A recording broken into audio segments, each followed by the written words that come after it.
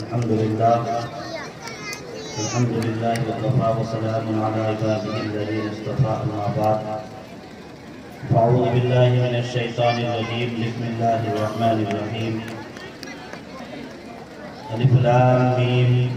ذلك الكتاب لا ريب فيه صدق الله العظيم قال النبي صلى الله عليه وسلم العلماء ورثة الأنبياء وكما قال عليه الصلاة والسلام۔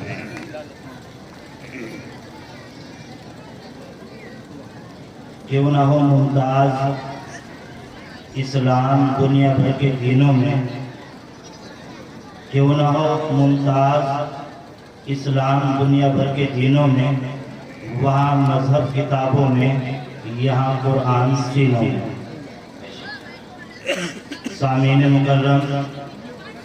اور مہمانان اکرام اور ہمارے گاؤں کے علاوہ آس پاس اور دور دراز سے آئے ہوئے گاؤں سے لوگ ہیں، میں ان تمام کا شکر گزار ہوں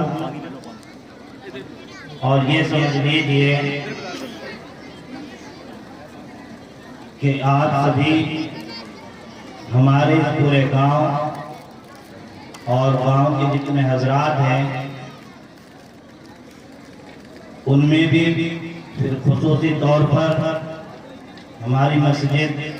کے امام و خطیب مولانا محمد قاسم صاحب اور مفتی شاکر صاحب اور قاری محمد اعظم صاحب، یہ تمام بھی شکر گزار ہیں،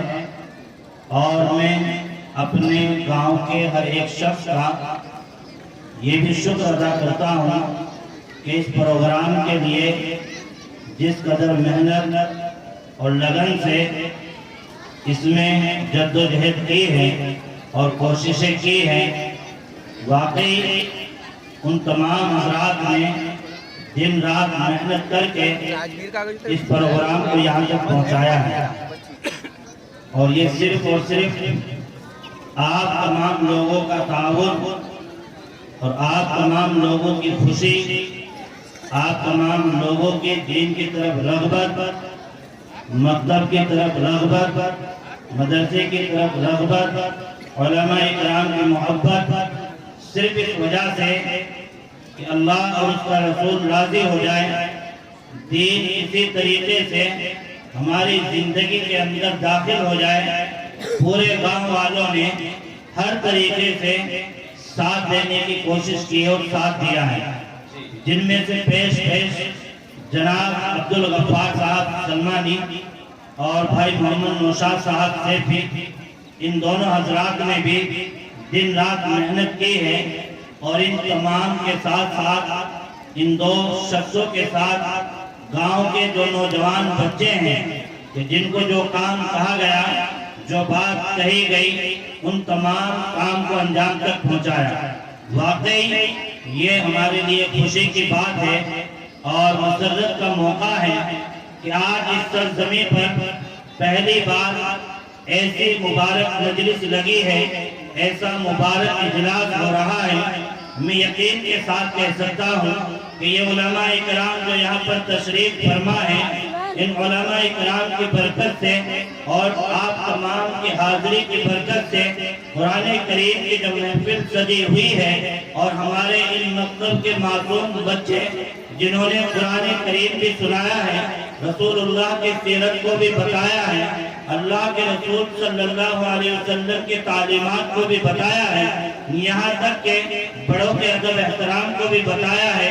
دین کے ارکان بھی بتلائے ہیں۔ یہ ساری چیزیں ان معصوم بچوں کی برکت سے یقیناً یہ بات میں کہہ سکتا ہوں، اور اس میں ذرا بھی جھجک نہیں سکتا میں، کیا وہ اس لیے کہ اس وقت اللہ تبارک و تعالیٰ کی رحمتیں ہم پر نچھاور ہیں، اس وقت اللہ تبارک و تعالیٰ کی برکتیں ہم پر ہو رہی ہیں، اس وقت اللہ تبارک و تعالیٰ کی نورانی مخلوق ہم پر سایہ کیے ہوئے ہیں، اس اس وقت ہم اللہ تبارک و تعالیٰ کی نورانی مخلوق جو فرشتے ہیں ہم پر اپنے پر بچھائے ہوئے ہیں، اس میں کوئی دہرائی کی بات نہیں ہے۔ اور کیوں نہ ہو، اور کیوں نہ یہ مبارک مجلس ہو، اور کیوں نہ اس پر اللہ کی رحمتیں ہوں، کیوں نہ اللہ تبارک و تعالیٰ کی برکتیں ہوں، کیوں اس لیے کہ جو اسٹیج پر علماء اکرام تشریف فرما ہے یہ وہ علماء اکرام ہے کہ مبارک ہے اور سلام پیش ہے ان تمام علماء اکرام کو کہ ان علماء اکرام کا روحانی واسطہ اس شیخ الہند رحمت اللہ علیہ کے ساتھ تھا کہ جو مالٹا کی جیل میں رہ کر حضرت یوسف کی سنت کو زندہ کرتا رہا۔ ان علماء اکرام کا روح کا واسطہ اس حضرت رشید احمد گنگوئی کے ساتھ ہے کہ جو 22 سال کے بعد دارالعلوم کے اندر جب نماز کے اندر سانس رک جاتی ہے، سلام پھرنے کے بعد رونے لگتے ہیں، حضرت سے معلوم کیا جاتا ہے کہ حضرت کیا بات ہے، کیوں غمگین ہے، کیوں رو رہے ہو، کوئی حادثہ ہو گیا ہے، کسی کی موت کی خبر آئی ہے؟ حضرت نے فرمایا نہیں نہیں، میں کسی کی موت پر نہیں رو رہا ہوں، مجھے کسی چیز کا غم نہیں ہے، آج میری 22 سال کے بعد تقدیر اولا فوت ہوئی ہے، اس وجہ سے رو رہا ہوں۔ ان علماء اکرام کا واسطہ اس اشرف علی تھانوی رحمت اللہ علیہ کے ساتھ ہے کہ جس نے 2200 سے زیادہ کتابیں لکھ کر امت پر احسان کیا ہے۔ ان علماء اکرام کا روح کا واسطہ اس حسین احمد مدنی رحمت اللہ علیہ کے ساتھ ہے کہ جو 18 سال سے بھی زیادہ مسجد نبوی کے اندر اللہ کے رسول کی حدیث پڑھاتے ہیں، 18 سال تک اللہ کے رسول کے روزے پر جو دھول جم جاتی ہے اپنی ریش مبارک سے اس دھول کو صاف کرتے ہیں۔ ان علماء اکرام کا روح کا واسطہ اس حسین احمد مدنی کے ساتھ ہے کہ انگریز کے بارے میں کہتے ہیں، ان سے معلوم کیا جاتا ہے کہ حضرت آپ نے بیان کیا ہے کہ انگریز کی فوج میں بھرتی ہونا حرام ہے۔ حضرت فرماتے ہیں کہ بیان دینا کیا ہوتا ہے، فتویٰ دینا کیا ہوتا ہے، میں اب تک کہتا ہوں اور جب تک حسین کی سانس میں باقی ہے، جان میں جان باقی ہے، میں فتویٰ دیتا رہوں گا۔ اے انگریز، تیری فوج میں بھرتی ہونا حرام ہے، تیری فوج میں بھرتی ہونا حرام ہے۔ ان علماء اکرام کا روح کا واسطہ اس حسین احمد مدنی کے ساتھ ہے کہ جس نے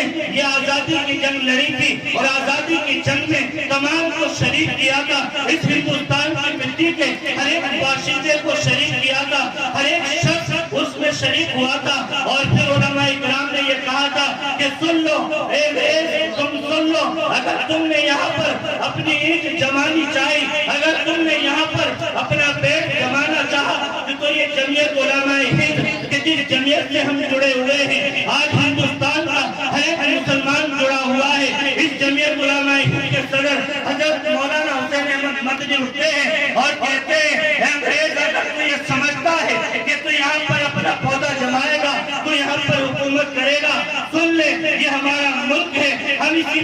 مٹی کے پیدا ہونے والے ہیں۔ اگر تم نے ہمارے ملک کے اندر آنکھ بھی اٹھائی اور ہمارے ملک کے اندر بے امنی پیدا کرنے کی کوشش کی تو خدا کی قسم ہم اسی اللہ رسول کو مانتے ہوئے، ہم اپنے اکابرین کے درد سے چلتے ہوئے، ہم اپنے صحابہ کرام کے نقش قدم پر چلتے ہوئے، اسی اسلام کو مانتے ہوئے اے انگریز، ہم تجھے اپنے دیش سے نکال کر دم لیں گے۔ چنانچہ حضرت حسین احمد مدنی رحمت اللہ علیہ اور دوسرے اکابرین نے یہ عزم کیا اور دیش کے تمام لوگوں نے یہ عزم کیا اور شانہ بشانہ چل کر یہ دکھا دیا کہ آج ہم اپنے ملک کو آزاد کرا کر رہیں گے۔ چنانچہ علماء اکرام کی قربانیوں کا صدقہ ہے، لوگوں کی قربانیوں کا صدقہ ہے کہ جو آج دیش آزاد ہے، اور دیش آزاد ہونے کے ساتھ ساتھ امن و امان ہے۔ کچھ شر پسند ہے، کچھ لوگ ہیں کہ جو نفرت کی آگ جلائے ہوئے ہیں، جو نفرت کو اجاگر کرنا چاہتے ہیں، جو دیش کو بانٹنا چاہتے ہیں، جو فرقہ واریت پھیلانا چاہتے ہیں۔ لیکن آج بھی جمعیت کا اسٹیج ہو، جمعیت کا پروگرام ہو، جمعیت علماء ہند ہو، تمام کے تمام یہی پیغام پہنچاتے ہیں کہ امن کا پیغام دیا جائے، جہاں پر نفرت پھیلائی جا رہی ہے اس نفرت کو ختم کیا جائے۔ اور صرف یہی بات نہیں ہوتی ہے، اس بات کو آگے بڑھاتے ہیں اور یہ کہتے ہیں کہ ملک کے اندر کسی بھی مذہب